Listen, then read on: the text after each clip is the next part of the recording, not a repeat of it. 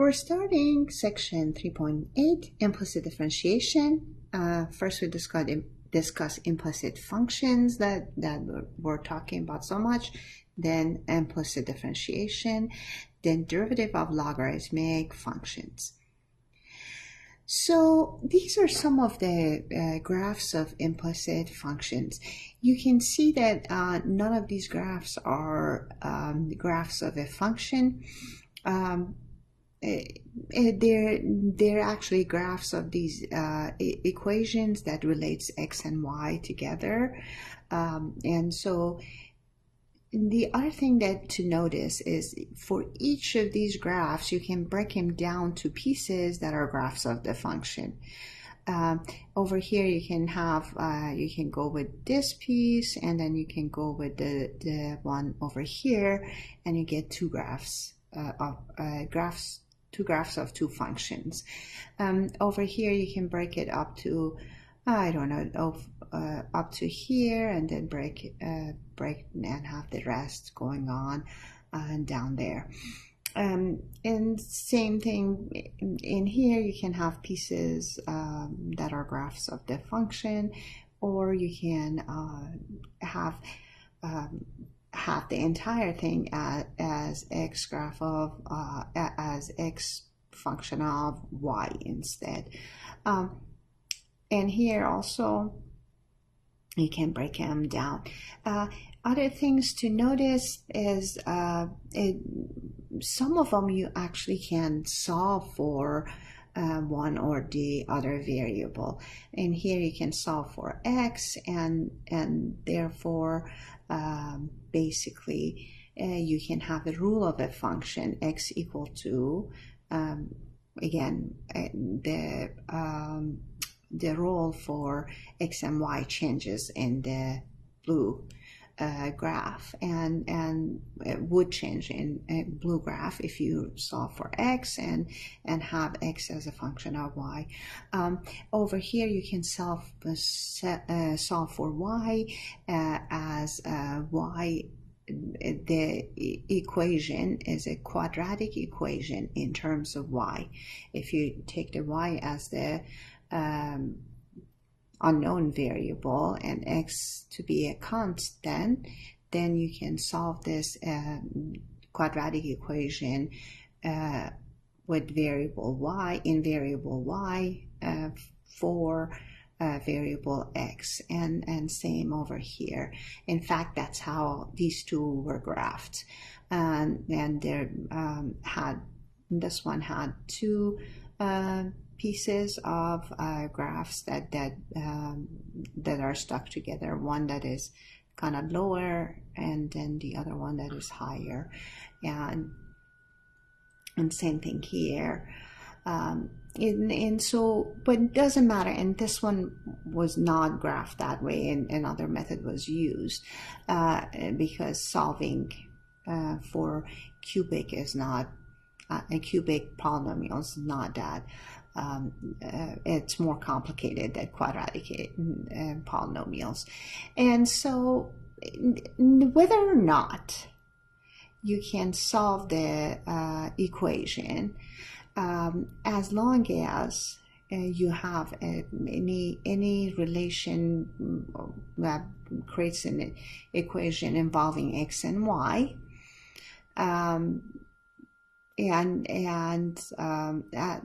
basically we can regard y as a function of x, except for where the derivative doesn't exist. Even if we cannot solve for y explicitly, it is still an implicit function of x. So back again in here, there were a lot of places, even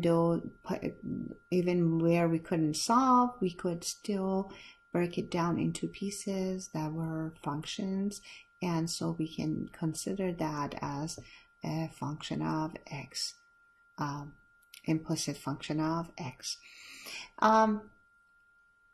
or x as an implicit function of y. Now let's when you look at a graph of a function like this, an implicit function like this, you may wonder what is the slope of the tangent line at a certain point.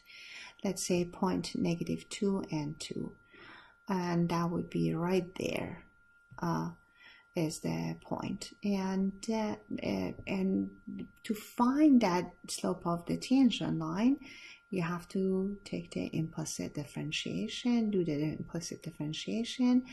And basically, implicit differentiation is an application of the chain rule.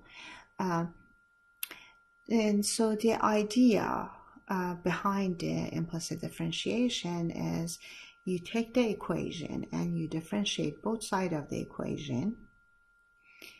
Every time you see, basically you see y, you have to remember y is a function of x, or one of the one of the two variables is the function of the other, or maybe there would be more than two variables, and you assume that all of the other ones are function of one of the variables. And then every time you do that, in derivative of inside will render a y prime of x, and then you solve for y prime of x, and you get your basically y prime, and then you enter points. And usually for implicit differentiation, you have to know both x value and y value of the point, and it gives you a slope. So let's do example 1a. The circle of radius 5 is defined by the equation x squared plus y squared equal to 25. To find y prime, first differentiate both sides of the equation. So if you're differentiating both sides of the equation, you have to remember y is a function of x. And by the way, derivative of the constant is going to be 0. So derivative of x squared is going to be 2x. Derivative of y of x to the power 2 is going to be 2y of x, y prime of x. As this one is the generalized power rule. Generalized power rule says some function to power, the derivative of that with respect to the input variable is going to be 2 times the function unchanged. It's going to be the power times the function to unchanged to a power 1 less, and then times the derivative of the function, and that's what you're getting. That's the power, this one's the power, this one is the inner function to power 1 times y prime of x. So this equation, after taking derivative, becomes 2x plus 2yx times y prime of x equal to 0. So the purpose of this is that we took the derivative and y prime appeared. So solve for y prime. Solving for y prime, adding and subtracting 2x from both sides, dividing by 2y, and that gives you, and it helps that to abbreviate. After you understood the chain rule, it helps to abbreviate. Instead of writing y of x, write y, and y prime of x, write y prime, and then solve to get y prime is equal to negative x over y. And now if you have, let's say, if you have 2 points, if you have a point on the graph of the function, why is it important to give both x and y? Why can I just give x and find y value? Look at the graph of the circle. Let's say if I give you a point 3, x equal to 3, that's example 1b. What is the slope of tangent line to the circle at x equal to 3, there are 2 points on the graph of the implicit function with x equal to 3. What are the 2 points? Plug in 3 in the equation of the circle, and you end up with 4 and -4. So 4 and -4 give you different y prime value, and they give you different slope. So 3 and 4, if you plug in here, if you plug in 3 and 4 in the derivative, then you will get, if I plug in 3 and 4 in here, let's say 3 and 4, and so, sorry, the 4 is not very obvious. If I plug in 3 and 4, I get -3 over 4, which is -3/4, right? If I plug in the other value, which is 3 and -4, then -3 over -4, the slope is going to be 3/4. So the slope is different. Also the tangent line are going to be different for the 2 points that both have x equal to 3 on the graph of implicit function. Example 2, implicit differentiation. So by viewing y as an implicit function of x, we're viewing y as a function whose formula f of x is unknown, but which we can differentiate. Implicit differentiation, again, is an application of the chain rule. So let's just remember that every time you take the derivative for the first few times until you become more familiar with it. So when you say derivative of basically derivative of y with respect to x, derivative with respect to x of y, then that's dy dx.